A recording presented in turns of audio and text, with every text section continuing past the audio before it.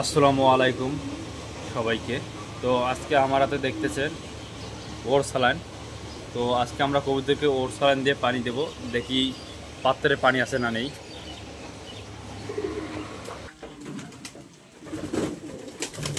পানির পাত্রে কোনো পানি নেই, একদম শেষ করে ফেলছে। আপনারা হয়তো বলতে পারেন যে ভাইয়া ওর স্যালাইন কেন দিচ্ছেন পানির সঙ্গে।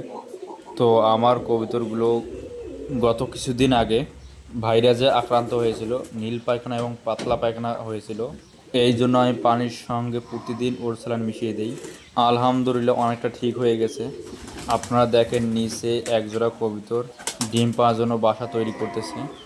আমাকে খামারে ঢুকতেই দেখে সব কবুতর নিচে নেমে এসেছে। আবার একটা জিনিস আপনাদের কয়েকদিন ধরে দেখা হয়নি, একটা ঘুঘুর বাচ্চা পালতেছি খাঁচার মধ্যে। চিন্তা করতেছি বড় হলেই ছেড়ে দেব খোলা আকাশে।